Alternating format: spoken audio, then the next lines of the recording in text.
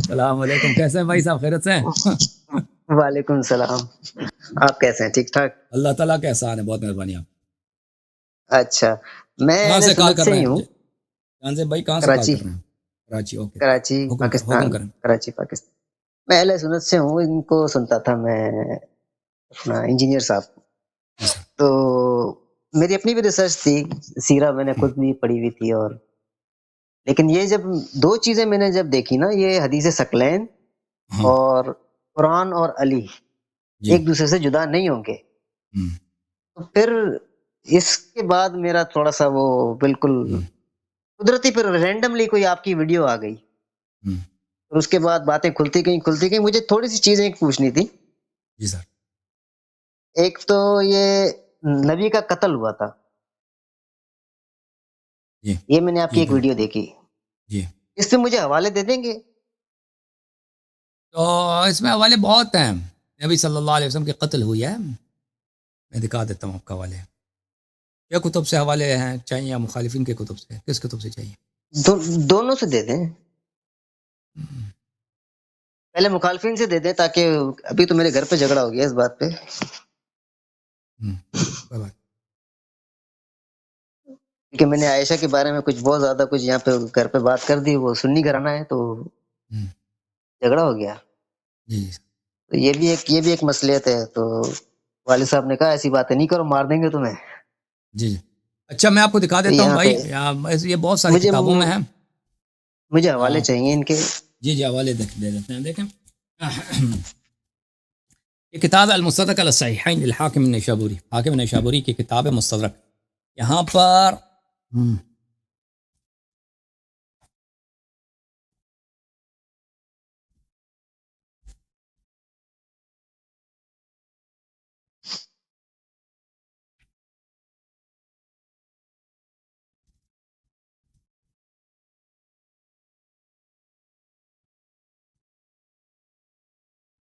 ملاحظہ فرمائیے، کتاب ہے المستدرک علی الصحیحین، جلد نمبر 3، چھاپ دارالفکر بیروت لبنان، چھپی ہے سنہ 2009 دارالفکر بیروت میں. کتاب المغازی والسرایا، صفحہ نمبر کون سا ہے بھائی؟ صفحہ نمبر ہے 275، حدیث نمبر ہے 4449. هذا حدیث صحیح علی شرط الشیخین، یہ بخاری اور مسلم دونوں کی شرط پہ صحیح ہے. حاکم نے کہا 4449، 4449 ذہبی صاحب نے کہا تلخیص مستدرک میں علی شرط البخاری و مسلم، دونوں نے کہا. مسلم نے، اس نے حاکم نے بھی کہا ہے، اور ذہبی دونوں نے کہا کہ یہ بشرط بخاری و مسلم یہ حدیث صحیح ہے. حدیث کیا ہے میرے بازی؟ حدیث یہ ہے، حدیث یہ ہے 4449. عبداللہ ابن مسعود فرماتے ہیں لأن احلف تسعا ان رسول اللہ صلی اللہ علیہ وآلہ قتل قتلا احب الی من ان احلف واحدتا انه لم يقتل. اس سے کہ میں ایک دفعہ قسم کہوں کہ پیغمبر شہید نہیں ہوئے، مجھے زیادہ پسند ہے کہ 9 مرتبہ میں قسم کھا لوں پیغمبر شہید ہوئے، قتل ہوئے. ٹھیک ہے نا؟ دوسرے الفاظ میں ایک دفعہ نہیں کہہ سکتا کہ پیغمبر شہید نہیں ہوئے، لیکن میں 9 دفعہ قسم کھا کے کہہ سکتا ہوں کہ پیغمبر شہید ہوئے، مقتول یعنی دنیا سے پکا گئے. کر رہے ہیں. بالکل کہتے ہیں میں 9 دفعہ قسم کہوں تو مجھے اچھا لگتا ہے کہ 9 دفعہ بیٹھ کے قسم کھا لوں. عربی زبان میں یہ بہت دفعہ اس دفعہ کہتا ہے کہ میں 10 دفعہ یہ کہا، میں 7 دفعہ تمہیں کہہ دیں، اس کا مطلب 7 دفعہ نہیں ہوتا، یعنی بہت دفعہ. ٹھیک ہے نا؟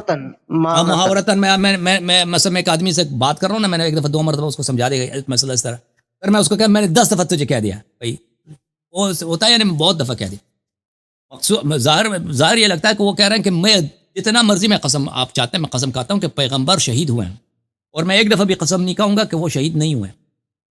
لأن احلف تسعا ان رسول اللہ صلی اللہ علیہ وآلہ قتل قتلا احب الی من ان احلف واحدة انه لم يقتل. ایک دفعہ لم یہ يقتل. عبداللہ بن مسعود کہہ رہے ہیں.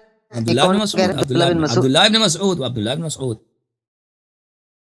کہہ رہے ہیں وذلك ان اللہ اتخذہ نبیا واتخذہ شہیدا، اللہ تعالیٰ نے ان کو نبی بھی بنایا، اللہ تعالیٰ نے ان کو شہید بھی، شہادت بھی دیا. هذا حدیث صحیح علی شرط الشیخین، یہ حدیث صحیح ہے. تو ان کی شہادت یہ تو ثابت ہے کہ ان کی شہادت ہوئی ہے. شہادت کس طرح ہوئی ہے؟ ٹھیک ہے یہ تو اس کی کس طرح ہوئی ہے، یہ یہاں پہ بات ہے نا. تو یہاں پر کہ نبی صلی اللہ علیہ وسلم کسی جنگ میں تو شہید نہیں ہوئے، کسی جنگ میں شہید نہیں ہوئے. نبی صلی اللہ علیہ وسلم ایک منٹ میں بول لوں. جی جی بولے. ہمیں تو بچپن سے یہ پٹی پڑھائی گئی ہے نا کہ خیبر میں وہ زہر کھلا دیا تھا لیکن وہ بوٹی بولی تھی معجزتاً. جی تو دوسرے صحابہ شہید ہو گئے لیکن آپ صلی اللہ علیہ وسلم کی جان بچ گئی. اور اس کا جو اثر ہے وہ 2-4 سال بعد ہوا. لیکن یہ مجھے بات ہضم اس وقت بھی نہیں ہوتی تھی کہ 4 سال بعد زہر کا اثر، مطلب مجھے کہتے تھے یہ شہادت کا رتبہ اللہ تعالیٰ نے دینا تھا تو اس طرح دیا. تو ہمیں تو یہی بات بچپن سے ہی پڑھائی گئی تھی. اور دوسری بات، ایک اور بات میں نے آپ کی ویڈیوز میں دیکھی تھی کہ ہمارے یہاں یہ میں نے دیکھا ہے صحابہ پہ جرح واقعی نہیں کرتے. صحابہ مطلب سب کو صحابہ سمجھتے ہیں، کوئی بھی. اب جرح صحابہ اور مسئلہ ہے، پہلے ہم ان کی شہادت کی بات کریں تو یہ حدیث جو ہے نہ صرف مستدرک میں نہیں، اور بھی کتب میں موجود ہے. عبداللہ بن مسعود سے کہ رسول پاک صلی اللہ علیہ وآلہ وسلم کی شہادت ہوئی ہے. اب ان کی شہادت کیا اس سے ہوئی ہے؟ یہودی عورت نے خیبر میں ان کو زہر دینے کی کوشش کی تھی. وہ تو رسول پاک صلی اللہ علیہ وسلم کا اعجاز ہے کہ وہ جب کھانا لایا گیا تھا تو وہ پیغمبر صلی اللہ علیہ وسلم نے کہا کہ یہ جو دمبا ہے، دمبے کے جو ران تھا، لیگ تھا یا بکرے کا لیگ تھا، وہ مجھے کہہ رہا ہے کہ میں زہر لا دوں، مجھے نہ کہو. وہ تو ان کا اعجاز ہے. تو دوسرے نے ساتھ جو بیٹا تھا وہ اسی وقت مر گیا تھا نا جس نے کھایا. یہ تو ان کا اعجاز ہی ہے کہ بکرے نے کہا تھا ان سے. تو اگر اس نے کہا تھا اس کے باوجود انہوں نے لقمہ اٹھا کے کہا، یہ تو کسی کتاب میں نہیں ہے. ٹھیک ہے نا. اور یہ کہ آپ فرما رہے ہیں کہ آپ کو سنایا جاتا ہے کہ وہ اسی زہر کے اثر سے مر گئے. آپ صحیح کہہ رہے ہیں، یہ بات کہا جاتا ہے. کہتے ہیں لقمہ منہ میں رکھا تھا. ہاں وہ یہ لوگ کہتے ہیں، کھایا نہیں کہتے ہیں یہ. لیکن حدیث کوئی نہیں ہے، حدیث کوئی نہیں کہ اسی زہر سے وہ مرے. ٹھیک ہے نا. ابھی آپ زہر، اگر کوئی شخص زہر کھا بھی لینا، یا تو اسی وقت مر جاتا ہے یا بیمار ہو جاتا ہے. پھر نہیں کو چلتا پھر رہا ہے. ٹھیک ہے، صحیح، وہ جنگیں کر رہا ہے، سفر کر رہا ہے، حج پہ جا رہا ہے، فتح مکہ کر رہا ہے. ٹھیک ہے نا. تو بات ایسے ہی ہے. حدیث کوئی نہیں ہے. اگر کوئی حدیث ہوتی ہے کہ بھائی انہوں نے خود کہا ہو میں اسی اثر سے مر رہا ہوں، تو پھر تو بات ہے نا، بات ہے. یہ تو صرف علماء کے نظریات ہیں. ان کو کیونکہ جنگ میں وہ شہید نہیں ہوئے، مدینے میں اور یہاں وہاں پہ یہودی وغیرہ تو طے نہیں، ان کا صفایا ہو چکا تھا کہ انہوں نے زہر دیا. تو پھر کس نے زہر دیا؟ تو ان کو جب کچھ نہیں ملا، یہ ان کا استنباط ہے، ان کا اجتہاد ہے کہ اس خیبر والی زہر سے وہ مرے. یہ کوئی حدیث نہیں ہے. ٹھیک ہے نا. یہ کوئی حدیث نہیں ہے، یہ علماء کی باتیں. لیکن اہل بیت علیہم الصلوۃ والسلام کی جانب سے یہ روایت بہت ہیں. ان کے ازواج نے زہر دیا تھا. ان کے ازواج نے زہر دیا. ایک آپ کی ویڈیو میں نے دیکھی تھی، اس میں آپ نے عائشہ کی ایک جو نان سینسیکل بخاری کی تھی، نان سینس مطلب کیا کہوں، انگریزی میں کہوں، اردو میں کہوں، سینس نہیں بن رہا تھا اس حدیث کا کہ سب کو دوا کھلا دو. وہ کون سی حدیث؟ وہ میں آپ کو دکھا حدیث نمبر اس کا بتائیں. میں آپ کو دکھا دیتا ہوں، بلکہ حدیث نمبر بھی دکھا دیتا ہوں. بخاری میں حدیث نمبر ہے وہ، اللہ آپ کا بھلا کرے، 4458 اور 5712 دو مقامات پر ہے. 4458 اور 5712. اچھا، وہ حدیث میں ایک دکھاتا ہوں، دونوں کی ضرورت نہیں ہے، پھر آپ خود دیکھ لینا. یہ کتاب ہے، ٹھیک ہے، بخاری چاپدار ہے تراث العربی. یہ کتاب چھپی ہے سنہ 2012 میں، بلکہ 2001 میں بیروت لبنان میں. حدیث یہ ہے 4458. عائشہ کہتی ہیں لددناہ فی مرضہ، جب نبی صلی اللہ علیہ وسلم بیمار ہیں تو ہم نے ان کے منہ، لدود بولتے ہیں مریض بیمار کے منہ میں دوائی ڈالنا، ہم نے ان کے منہ میں دوائی ڈالی. فجعل یشیر الینا ان لا تلدونی، تو انہوں نے اشارہ کیا، یعنی شدید بیمار تھے، شاید بول نہیں سکتے تھے، صلی اللہ علیہ وسلم اشارہ کیا کہ مجھے دوائی نہ کھلاؤ، میرے منہ میں نہ ڈالا کرو. فقلنا کراہیت المریض للدواء فلم، تو ہم نے کہا کہ یہ بیمار ایسے ہی ہوتے ہیں کہ ان کو دوا مزہ نہیں، اچھا نہیں لگتا، کھٹا ہے وغیرہ، تو اس لیے ہم نے ان کو زبردستی کھلا دیا. اچھا، یہ بچے کے لیے ہو سکتا ہے، سردار انبیاء کے لیے نہیں ہو سکتا. ایک آدمی ہے 63 سال عمر ہے، پوری دنیا کا وہ لیڈر ہے، آخری لیڈر ہے بھائی اللہ کی جانب سے. اشارے سے منع بھی کر رہا ہے، اشارے سے منع بھی کر رہا ہے، اور نبی ہے، اس کا ہر حکم واجب ہے، اطاعت کرو، اس کے باوجود اس کے منہ میں زبردستی ڈال رہے ہیں. اچھا، تو فرما رہے ہیں کہ ہم نے کہا کہ وہ ایسے بیمار کو جو وہ دوا کھٹی لگ رہی ہے، تلخ لگ رہی ہے. فلما افاق قال الم انهكم ان تلدوني، جب وہ ان کی حالت بہتر ہو گئی ہے تو انہوں نے کہا تو میں نے تمہیں نہیں کہا کہ مجھے دوائی نہ کھلاؤ زبردستی. قلنا کراہیت المریض للدواء، ہم نے کہا کہ آپ بیمار تھے، بیمار اسی طرح ہوتے ہیں ان کو دوا جو ہے اچھی نہیں لگتی، دوا کا مزہ وغیرہ سخت ہوتا ہے. فقال لا يبقى احد في البيت الا لد وانا انظر الى العباس فانه لم يشده. تو انہوں نے کہا کہ گھر میں سب کو دوائی کھلاؤ. اب یہ بڑا عجیب ہے، ٹھیک ہے نا، اور عباس کو نہ کھلاؤ کہ انہوں نے وہ آپ کے ساتھ نہیں تھا. عباس یعنی اس معاملے میں اچھا شریک نہیں تھا. عباس کو نہ کھلاؤ. عباس شاید بعد میں آئے ہیں، عباس ان کے ساتھ نہیں تھا نا. میں نے دیکھا عباس آپ کے ساتھ نہیں تھا. عباس کو نہ دکھا کھلاؤ، دوسرے خود اس میں سے کھا لو. یہ بڑا عجیب ہے. کیوں؟ اگر وہ دوائی ہی ہے، بیمار ایسی بات کیوں کہتا؟ اگر بچہ چھوٹا بچہ ضد کرے کہ یہ کٹا ہے بھائی، کڑوا ہے، سب کو کھلا دو تاکہ ضد پوری ہو جائے نا. بچے ہوتے ہیں، اگر آپ ایک بچے کو مثلا وہ کٹی دوائی کھلاتے ہیں تو وہ کہتے ہیں دوسرے کو بھی کھلاؤ. یہ ہو سکتا ہے، لیکن ایک بڑے آدمی کے لیے یہ اس کا فائدہ کیا ہے؟ یہ بہت یہ عجیب ہے. اس طرح نہیں ہو سکتا. اس اسٹوری میں کٹنگ ہے. اگر وہ زہر تھا تو نبی صلی اللہ علیہ وسلم نے ان سے کہا کہ جیسے تم نے مجھے کہا تم خود بھی اس میں سے کھا لو نا. سینس تو یہ کرتا ہے. اچھا یہ کتنے عرصے بعد پھر انتقال ہوا ہے؟ پھر وہ حدیث میں نہیں کتنے عرصے بعد انتقال ہوا ہے، لیکن وہ اسی بیماری میں تھے، آخری بیماری میں، کہ جس کے بعد ان کے انتقال ہو گیا. ایک دن، 2 دن، 3 دن. آپ کی کتب ابھی میں اپنے کتب دکھاؤں گا، میں اپنے کتب ابھی دکھاؤں گا. تو اس روایت میں نہیں ہے کہ کتنے دن بعد، شاید 1 دن پہلے، 2 3 4 دن پہلے. دوائی کا اثر مختلف ہوتا ہے نا انسانوں پر. اور اگر یہ جو عائشہ نے زبردستی ان کو کھلایا ہے، اگر یہ زہر ہے تو میک سینس کرتا ہے کہ نبی صلی اللہ علیہ وسلم منع کریں کہ مجھے نہ کھلاؤ، کیونکہ دوائی ہے نہیں. اگر دوائی ہے تو وہ کیسے مخالف ہو سکتے ہیں دوائی کے؟ اور اگر یہ زہر ہے تو میک سینس کرتا ہے کہ وہ کہتا ہے تم خود سب کو کھلاؤ. جو لوگوں نے ان کو زبردستی کھلایا نا، ان کو بھی کھلایا جائے زبردستی. ہاں، سارے مرو. ہاں، تاکہ اگر تم واقعا کہتے ہو دوائی تو تم خود بھی کھا لو نا اس میں سے. عباس کو نہ کھلاؤ، عباس تمہارے منصوبے میں شریک نہیں ہے، تبھی میک سینس کرتا. اچھا، وَإِلَّا یہ دوائی ہو، انہوں نے یہ میک سینس ہی نہیں کرتا، یعنی اس کی کوئی مطلب ہی نہیں بنتا. اچھا، اب یہ جہاں تک اس بات کا تعلق ہے کہ رسول پاک صلی اللہ علیہ وآلہ وسلم کو زبردستی دوائی کھلائی گئی ہے، تو میں آپ کی خدمت میں کچھ حدیث آپ پیش کروں شیخ کتب سے.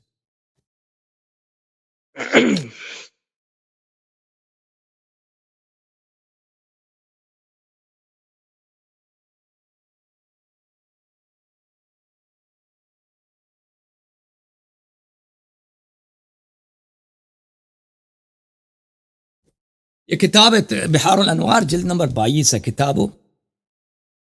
جلد نمبر 22، دار احیاء التراث العربی، جز ثانی والعشرون. یہ نبی صلی اللہ علیہ وسلم کی کہانی ہے، تاریخ نبینا. اس میں عائشہ اور حفصہ کے احوال ہیں. عائشہ اور حفصہ کے، ہاں بالکل سیرہ ہے. کئی مجلدات پر ہے. نبی صلی اللہ علیہ وسلم کی جو تاریخ ہے بحار الانوار میں 10 مجلدات ہیں اس طرح.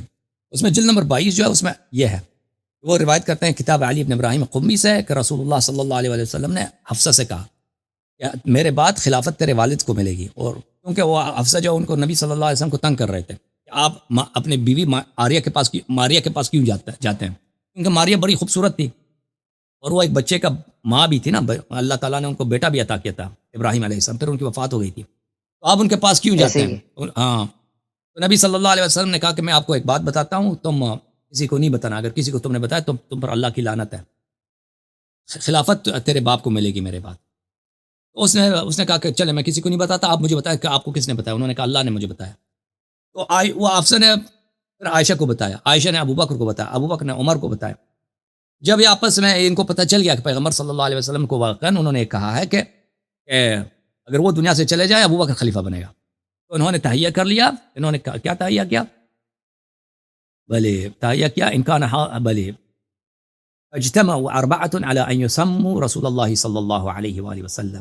تو انہوں چاروں نے فیصلہ کیا کہ آپ پیغمبر صلی اللہ علیہ وسلم کو زہر دیتے ہیں. اور اس کے بعد وہی آیت نازل ہوئی ہے نا، ان تتوبا الی اللہ فقد صغت قلوبکما وان تظاہر علیہ ان اللہ مولاه وجبریل وصالح المؤمنین والملائکۃ بعد ذلك. یہ کون سی سورہ آیت ہے؟ سورہ تحریم ہے، آیت نمبر 5 یا 6 ہے کہ تم دونوں عورتوں کی یعنی عائشہ حفصہ کی تمہاری دل ٹیڑھی ہیں اور رسول پاک صلی اللہ علیہ وسلم سے تم دشمنی کرو گی، تو یاد رکھو کہ اللہ اس کا ناصر ہے، جبرائیل اس کا ناصر ہے، اور صالح المؤمنین علی علیہ السلام اس کے ناصر ہیں.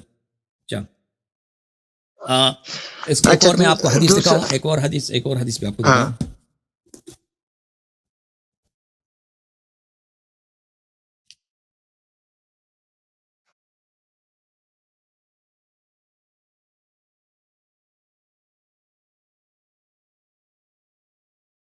اچھا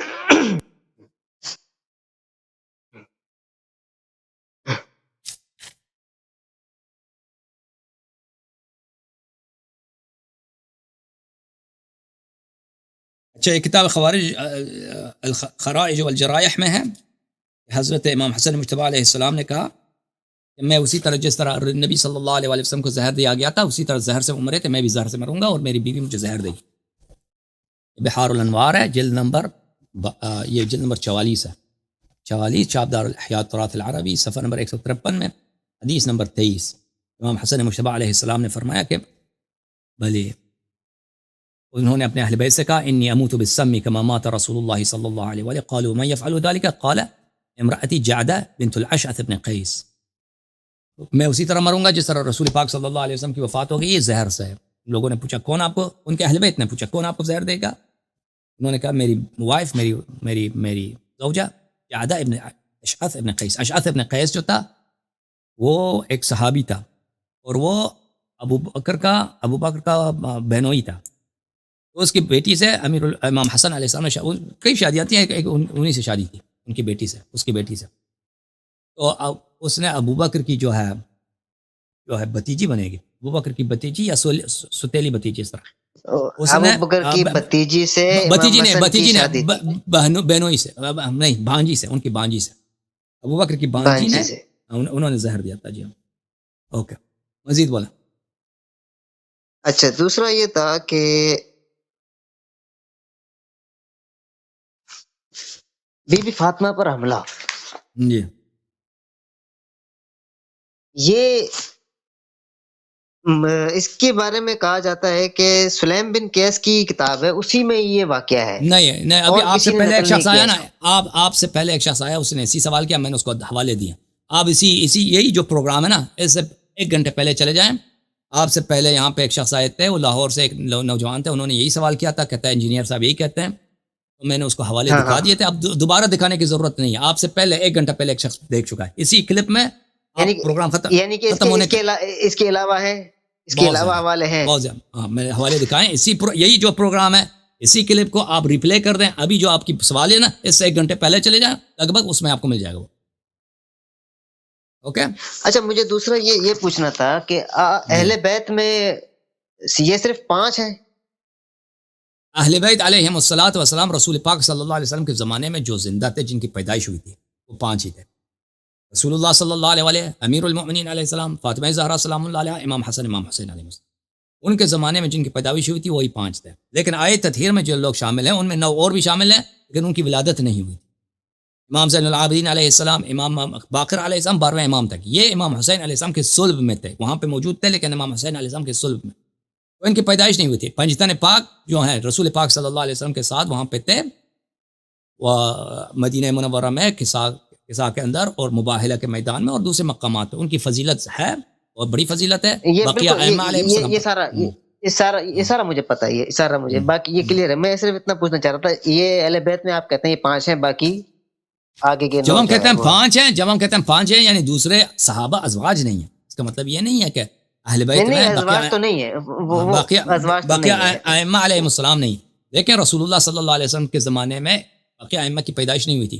حضرت امام زین العابدین علیہ السلام، امام حسین علیہ السلام کے جو صاحبزادے ہیں، ان کی ولادت ہے کس سال کو ہے؟ سنہ 38 کو ولادت ہے، سنہ 38 کو، یعنی رسول پاک صلی اللہ علیہ وسلم کے 28 سال بعد ان کی ولادت ہے۔ تو ان احادیث میں ان کا ذکر نہیں ہے کہ ان کو کملی کے نیچے لایا ہو، لیکن بہت سارے احادیث میں ہمارے ہاں ہے کہ رسول پاک صلی اللہ علیہ وسلم نے بتا دیا تھا کہ میرے بعد میرا خلیفہ جو ہے امیر المؤمنین علیہ السلام، پھر امام حسن، پھر امام حسین علیہ السلام، پھر ان کے بعد امام زین العابدین علیہ السلام، پھر امام باقر علیہ السلام، سب 12 اماموں کے نام پیغمبر صلی اللہ علیہ وسلم نے بار بار بتا دیے۔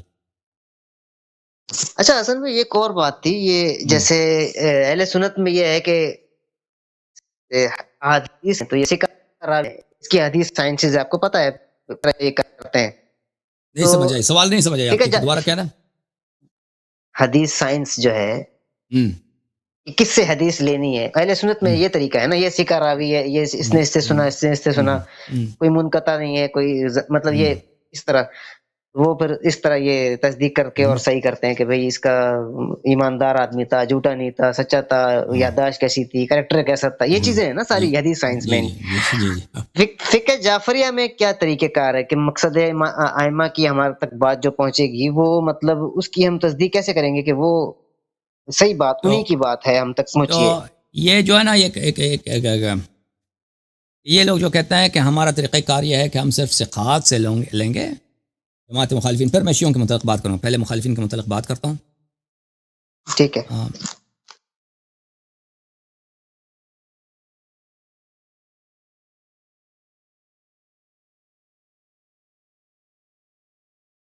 دیکھیں ان کے اس بات پر کوئی اعتماد نہیں ہے.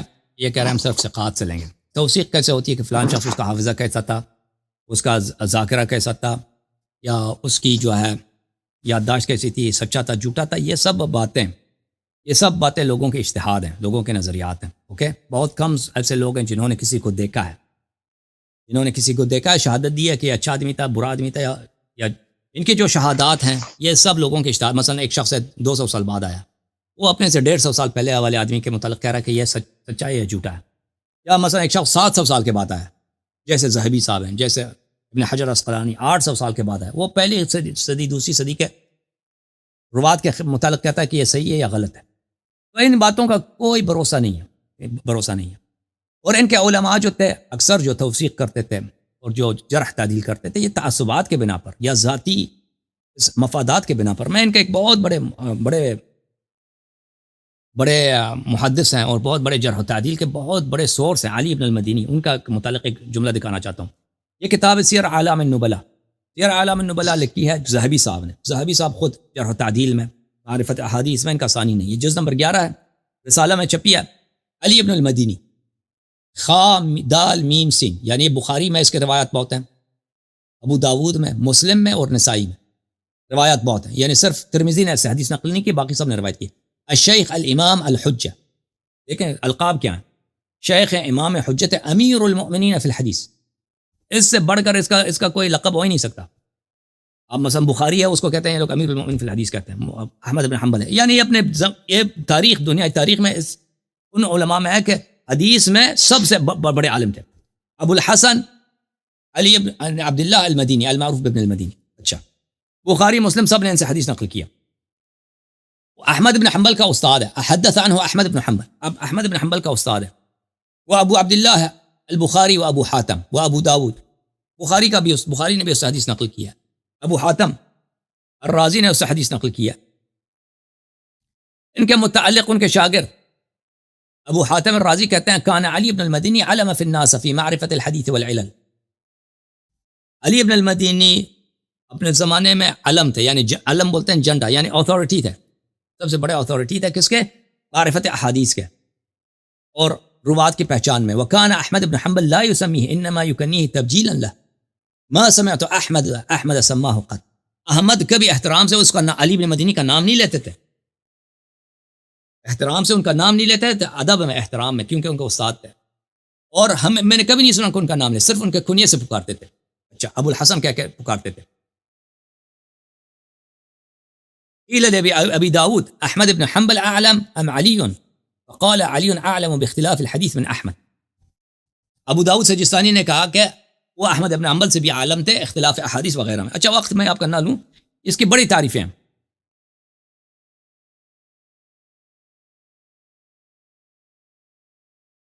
بغداد میں بنی عباس کے خلافت میں وہاں پہ ایک سلسلہ چلا تھا کہ اللہ قیامت کو نظر آتا ہے یا نظر نہیں آتا. اس پہ ابھی جیسے پاکستان میں مختلف بحث چلتے ہیں نا، اس زمانے میں یہ بحث بڑی عام تھی اور بہت ہی کہ اللہ قیامت کو نظر آئے گا نہیں آئے گا. ٹھیک ہے نا؟ اچھا، ہاں. تو اس وقت زمانے کا جو خلفاء تھے وہ کہتے تھے اللہ نظر نہیں آنے والا. ٹھیک ہے نا؟ تو وہ کہتے تھے کہ اللہ نظر نہیں آئے گا. اور اس کے مقابلے میں محدثین تھے وہ جو حدیث نقل کرتے تھے کہ یہ نظر آئے گا. ملاحظہ فرمائیے کتاب تاریخ بغداد ابو بکر خطیب بغدادی کی کتاب ہے، جز نمبر 11، چاپ دار الکتب العلمیہ. یہاں پر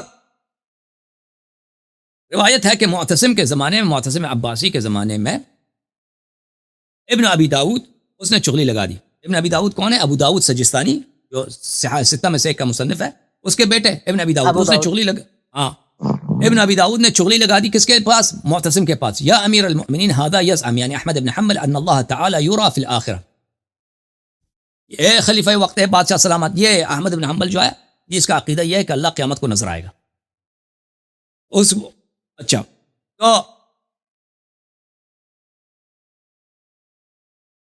اس نے احمد کو بلایا، معتصم نے احمد کو بلایا کہ احمد ادھر آ جاؤ. احمد ادھر آئے. ما عندك في هذا؟ فقال يا امیر المؤمنین عندي ما قاله رسول اللہ صلی اللہ علیہ وما قال علیہ السلام. اس نے کہا کہ بتاؤ احمد تیرا کیا عقیدہ ہے؟ اس نے کہا میرا وہی عقیدہ ہے جو حدیث میں پیغمبر نے فرمایا. بتاؤ پیغمبر نے کیا فرمایا؟ اس نے کہا کہ میرے پاس حدیث ہے کہ حدثني محمد بن جعفر غندر حدثنا شعبہ عن اسماعیل عن ابی خالد عن قیس بن حازم عن جریر بن عبداللہ البجلی. اس نے سند بتا دیا. ہم نبی صلی اللہ علیہ وسلم کے ساتھ تھے. نبی صلی اللہ علیہ وسلم نے چاند کی طرف اشارہ کیا اور کہا کہ اما انکم سترون ربکم کما ترون هذا البدر لا تضامون فی رؤیته. اس نے کہا ہاں چاند، یہ چاند دیکھتے ہو نا کہ اس طرح چاند دینے میں آپ کو کوئی زحمت نہیں ہوتی، اسی طرح قیامت کے دن اس طرح نظر آئے. ہمارے پاس یہ حدیث احمد نے کہا. تو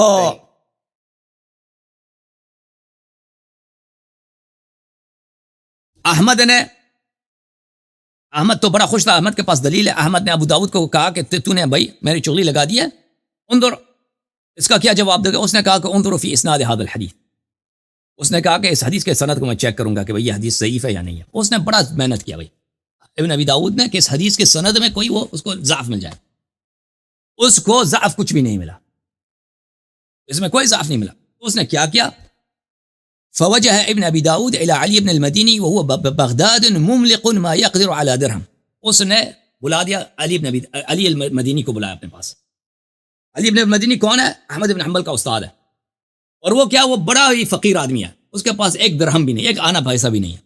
بغداد میں پھر رہا ہے آوارہ، پیسے ہے نہیں اس کے پاس. اس کو بلایا احمد بن حنبل کا استاد. فاحذرہ اپنے یہ کیوں کہ یہ ابن ابی داؤد جو تھا نا دربار میں، یہ دربار میں اس کا بڑے مناصب تھے، قاضی وغیرہ تھا، اس کے پاس پیسے تھے. اس نے اس کو بلایا، اس سے بات کی، اس کو 1000 درہم دے دیا. قال ان له هذا وصلك بها امیر المؤمنین وامر ان يدفع اليه جميع ما استحق من ارزاقه وكان له رزق سنتين. یہ بادشاہ سلامت نے آپ کو 10,000 درہم دے دیے، یہ اٹھا لو. اور بادشاہ نے کہا کہ آپ کے جتنے پیسے بیت المال میں آپ کے ہیں کہ اس کو آپ کو 2-3 سال سے کسی نے پیسے نہیں دیے، آپ کی تنخواہیں کٹ گئی ہیں، وہ میں بادشاہ حکم دے گا کہ وہ پیسے بھی آپ کو مل جائیں. ثم قال له يا ابا الحسن حديث جرير بن عبد الله في الرؤيا ما هو. پھر اس نے کہا کہ اس حدیث کا کچھ آپ علاج کریں، اس حدیث کا آپ کچھ علاج کریں. یہ حدیثیں بن رہی تھی؟ نہیں حدیث وہ احمد نے سنایا نا، حدیث نے احمد نے سنایا کہ اللہ نظر آئے گا. تو ابن ابی داؤد کے پاس اس کا جواب نہیں تھا تو اس کو ضعیف کر دے. تو اس نے احمد کے استاد کو اس نے پیسے دے دیے، کہا کہ اس حدیث کا کچھ ضعیف کروانا چاہا. ہاں کہتے اس کا کچھ کرو کیونکہ احمد نے مجھے شرمندہ کیا ہے سب کے سامنے، اور بادشاہ کے سامنے اس کی جان جٹ گئی ہے، میں نے چغلی لگائی تھی اس کی. علی نے کہا یہ علی ابن مدینی کا حدیث صحیح، یہ حدیث صحیح ہے، میں اس میں کیا ضعیف کر دوں اس کو. اس نے کہا فهل عندك فيه شيء، اس نے کہا کچھ تو نکالو اس میں، اس حدیث کے سند میں کچھ تو نکالو. قال يعفيني القاضي من هذا. اس نے کہا کہ آپ ٹھیک آپ چیف جسٹس ہیں لیکن مجھے چھوڑ دیں اس حدیث کو میں کیا اس کو خراب کر دوں. قال يا ابا الحسن هذه حاجة الدهر. اس نے کہا کہ یہ میری زندگی کی سب سے بڑی ضرورت ہے، آپ اس حدیث کا کچھ کر دیں، اس کو ضعیف کر دو. ثم امر له بثياب وطيب. یہ مسلمان تھے، رسول کا قول خراب کرنا. ومركب بسرجي ولجام. بس اس نے یہ چیف جسٹس تھا نا، اس کے پاس پیسے بہت تھے. اس نے کہا کہ اس کے لیے نئے کپڑے لے کے آؤ، اس کے لیے بڑے پرانے زمانے میں یہ جو خوشبو تھے نا، عطر پرفیوم، یہ بہت مہنگے ہوتے تھے. اس کے لیے بہترین پرفیوم لے کے آؤ، بہترین گوڑا لے کے آؤ، گورے کے لیے بہترین زین لگا کے لے کے آؤ، اور غلام سب اس کو دے دو. چیف جسٹس نے اس کو دے دیا. ولم يزل حتى قال له، اس کو اتنا انعام دے دیا علی ابن مدینی نے. علی ابن مدینی نے کیا کہا آخر نے کہا هذا الاسناد من لا يعمل عليه ولا على ما يروي. اس نے کہا کہ یہ سند ضعیف ہے. جب اس کو بہت پیسے ملے نا، علی ابن المدینی وہی امیر المؤمنین فی الحدیث، وہی اب اس کو پیسے ملے نا، بخاری کا استاد ہے، احمد بن حنبل کا استاد ہے، بخاری مسلم میں اس کا حدیث بہت زیادہ علی مدینی کے، اور اس کی جرح تعدیل بھی بہت ہے. جرح تعدیل کے کتابوں میں دیکھیں نا، وہی علی بن مدینی نے فلان کو کہا ثقہ ہے، فلان کو کہا ضعیف ہے، وہ وہی ہے. جب اس کو پیسے خوب دے دیا، اس نے کہا کہ صحیح حدیث ضعیف ہے. اس کا راوی کون ہے؟ قیس بن ابی حازم ہے. وقیس بن ابی حازم انما كان اعرابیا بوالا على عقبیہ، وہ اعرابی تھا، وہ ایک بدو عرب تھا، اس کو کیا آتا ہے، اس نے حدیث نقل کیا، وہ بوال ہے، اس کو گالی بھی دیا، وہ کیا کرتا تھا، وہ پیشاب کرتا تھا اپنے پیروں پر، وہ پیشاب کرتا تھا، ہاں وہ عربوں میں یہ رسم تھا نا، وہ اس کے پیر پھٹ جاتے تھے پرانے زمانے میں، عرب جو تھے نا، عرب چلتے تھے صحرا میں، جوتے تو صحیح نہیں ہوتے تھے ان کے پاس، اور یہ ان کے پیر، اور بعض کے پاس اگر عربی جوتا بھی تھا نا، اس طرح بوٹ کی طرح تو نہیں تھا ان کے پاس، چپل تھا ان کے پاس، وہ چپل سینڈل جیسا چپل ہوتا نا، اوپر تسمے ہوتے ہیں، اس میں ان کے پیر بہت پھٹ جاتے تھے، تو ان کا عقیدہ یہ ہوتا تھا اسلام سے پہلے، اس پہ اگر پیشاب کریں اپنے پیروں پر تو وہ اس کے لیے مفید ہے، اس کی علاج ہو جاتی ہے، پیر میں جو ہاں دراڑیں آ جاتی ہیں، ہاں تو وہ جو ہے نا، وہ بہت سارے لوگ اس کو پیشاب کرتے تھے، تو رسول پاک صلی اللہ علیہ وسلم کو اس سے بھی بہت تکلیف ہوتی تھی مسجد میں، کیونکہ عربوں کی عادت تھی کہ وہ پیروں میں پیشاب کرتے، تو فرماتے تھے کہ اپنے پیروں کو دھو کے آیا کرو، وہ جو روایات میں ہے کہ وضو کے بعد اپنے پیروں کو دھویا کرو، یہ نہیں ہے کہ وضو کے بعد یہ وضو کا جزو ہے، اس لیے کہ یہ لوگ پیشاب مسجد آ کے وہ خراب کرتے تھے مسجد کو، اچھی بات۔ تو علی ابن مدینی نے کیا کہا، یہ قیس ابن ابی حازم کی حدیث ہے، قیس ابن ابی حازم وہ وہی شخص تھا جو اس کو اتنا، وہ ایک جھوٹا آدمی ہے، اس کے کسی حدیث پہ اعتماد نہیں ہے، وہ اپنے پیروں پہ پیشاب کرتا تھا۔ اچھا، فقبل ابن ابی داؤد ابن المدینی واعتنقہ، تو اب ابن ابی داؤد بڑا خوش ہو گیا، گلے لگایا علی ابن المدینی کو، واہ واہ زندہ واہ، تو نے مجھے زندہ کر دیا، اور اس کو فقبل ابن ابی داؤد ابن المدینی واعتنق، اس کو چومی بھی لگایا، بوسہ بھی دیا اس کو، وہ گلے بھی لگایا۔ فلما كان الغد وحضروا قال ابن ابي داود يا امير المؤمنين يحتج في الرؤيا بحديث جرير وانما رواه عنه قيس بن ابي حازم هو اعرابي بوال على عقبيه۔ اگلے دن پھر بادشاہ نے احمد کو بلایا، احمد ابن حنبل کی، پھر وہاں پہ اس کو حاضر کر دیا، بتاؤ تیرا کیوں عقیدہ ہے؟ تو چیف جسٹس وہاں پہ بیٹھا، چیف جسٹس نے کہا کہ دیکھ احمد یہ بوڑھا پاگل ہے، یہ کہتا ہے اللہ قیامت کو نظر آئے گا، اس کو پکڑ لو، اس کو کوڑے لگاؤ، یہ جو ہے یہ قیس ابن ابی حازم کی حدیث پکڑ کے آیا، وہ تو علی ابن المدینی کہہ رہا ہے، آپ کا استاد کہہ رہا ہے، وہ تو جھوٹا آدمی ہے، اس کی حدیث ضعیف ہے۔ احمد کو جب پتہ چلا نا، فعند ذلك قال احمد بعد فحين اطلع لي ذلك علمت انه من عمل علي بن المديني فكان هذا واشباهه من اوكد الامور في ضربه۔ احمد نے جب دیکھا کہ یہ بڑا خوش ہے، آج چیف جسٹس کی طرف دیکھا کہ یہ بڑا خوش ہے آج اور مجھے کہہ رہا ہے، تو اس کو پتہ چل گیا کہ علی ابن مدینی نے اپنا کام کر دیا، اس نے اس کو رشوت دے کے حدیث کو ضعیف بنا دیا، اور اسی وجہ سے احمد ابن حنبل کو کوڑے پڑے تھے، اس زمانے میں جیل گیا تھا، بہت اس کو جیل میں بڑی عذاب بھی ہوئی تھی۔ اچھا، پھر اس کے بعد خطیب بغداد قلت ما حكى عن علي بن المديني في ما حكي عن علي بن المديني في هذا الخبر من ان قيس بن ابي حازم لا يعمل على ما يرويه لكونه اعرابيا بوالا على عقبيه فهو باطل، بل وقد نزه الله عليا قول ذلك لان اهل الاثر وفيهم علي مجمعون على احتجاج بروايه قيس بن ابي حازم وتصحيحها۔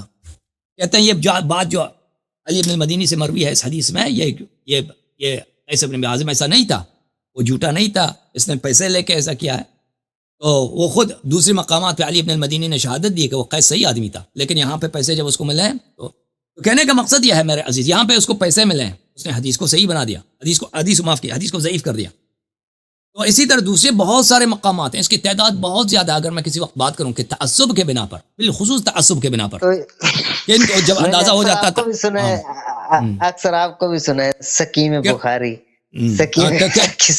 تعصب کے بنا پر یہ روات کو تضعیف کرتے تھے، روات کی تضعیف کرتے تھے۔ نہیں تو شیعہ کے پاس کیا ہے، ہاں ہمارے پاس جو ائمہ کے تو شیعوں کے پاس کیا ہے میرے محترم ناظرین، یہ ہے شیعوں کے پاس، دیکھیں کہ ائمہ طاہرین علیہم الصلاۃ والسلام نے اپنے زمانے میں، امیر المؤمنین علیہ السلام کے زمانے میں اور بقیہ ائمہ طاہرین علیہ السلام کے زمانے میں حدیث کی کتابیں لکھی گئیں، ٹھیک ہے نا، تو ہمارے جو احادیث ہیں اس میں سے سند کی ضرورت نہیں ہے، کیونکہ وہ کتابیں انہی زمانے میں لکھی گئی ہیں، ان کی کتابوں میں شیعوں کے پاس ہزاریں کتابیں کس وقت لکھی گئی ہیں، امیر المؤمنین علیہ السلام کے زمانے میں، امام حسن علیہ السلام کے زمانے میں، امام حسین علیہ السلام کے زمانے میں، اور بقیہ ائمہ طاہرین علیہ السلام کے زمانے میں، اور یہ کتابیں شیعہ مصنفین لکھتے تھے، اس کی دلائل بہت زیادہ ائمہ علیہ السلام کی خدمت میں پیش کرتے تھے، اور وہ پھر تصحیح فرماتے تھے، اور پھر دوسرے شیعوں کو کہتے تھے کہ فلان کتاب صحیح ہے، اس سے حدیث تم لے لو، اور یہ ان میں سے بہت ساری کتابیں، مثلا کتاب سلیم ابن قیس ہے، وہ امیر المؤمنین علیہ السلام کے زمانے میں لکھی گئی، بہت ساری کتابیں ابھی تک ہمارے پاس بچی ہیں، اور ہماری جو کتابیں مشہور معروف ہیں، مثل کتاب کافی ہے، کتاب محاسن ہے، کتاب اللہ حضر الفقی ہے، کتاب وسائر الدرجات ہے، یہ انہی کتابوں میں سے لکھی گئی ہیں جو ائمہ اطہار علیہ السلام کے زمانے میں لکھی. یہ اس طرح نہیں ہے کہ کسی نے سنا ہے تو دوسرے نے تیسرے نے چوتھے سے نقل کیا. یہ لوگوں کے زبانیوں کی کہاوت نہیں ہے کہ لوگوں نے اس نے فلانے نے اس سے سنا، فلانے نے اس سے سنا، فلانے نے اس سے سنا. یہ جو احادیث کے احادیث ہوئی ہیں خود کی لکھائی گئی ہیں، ائمہ کی املا ہے، ڈکٹیشن.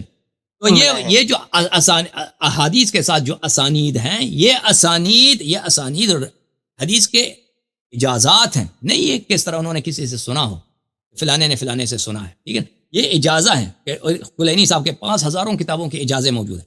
مختلف کتابوں سے وہ اپنے اجازے کے تھرو سند بھی ذکر کرتا ہے، حدیث کو اس کو پیش بھی کرتا ہے. تو اس کی دلیل بہت زیادہ ہے، اس کی دلیل زیادہ ہے. تو ہماری جو احادیث ہیں اس طرح نہیں ہے. ٹھیک ہے نا. اور شیعوں کو جیسے ابھی آپ کے پاس ابھی فی الحال دنیا میں معروف ہے کہ بخاری کی کتاب صحیح ہے، مسلم کی کتاب صحیح ہے، یہ مسلم نے لکھی. اس زمانے میں شیعوں کے پاس اسی طرح کتابیں ہوتی تھیں جن کی تائید ائمہ علیہ السلام نے کیا تھا. یہ کتاب صحیح ہے، اس پہ عمل کرو، فلان کتاب صحیح ہے، عمل کرو. تو انہی کتابوں میں سے کلینی نے اپنا کتاب کافی لکھا ہے، باقی علماء حدیث نے اپنی کتابیں لکھی ہیں.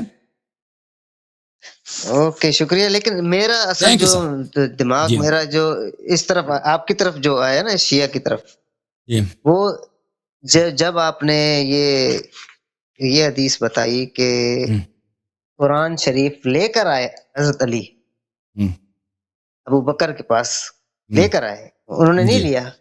جی کیوں نہیں لیا؟ اس کی وجہ یہی ہے، بات تو اس کی وجہ یہی ہے. اور پھر ان کا دفاع ہم کیوں کر رہے ہیں ابو بکر اور عمر کا؟ بات ان کی خلافت کی کوئی دلیل ہی نہیں ہے نا. بالکل، تو بڑی کلیئر بات ہے یہ. تو ایک بندہ قرآن لے کر آ رہا ہے اور آپ قرآن نہیں لے رہے ہو، خود سے جمع کر رہے ہو. اصل میرا جو آپ کو ندیم بھائی کوئی وہ بھی دکھائے، نوحے بھی سنائے نا. جان سے نام ہے میرا. تھینک یو میرے بھائی، خدا حافظ، اللہ آپ کو عزت دے. بہت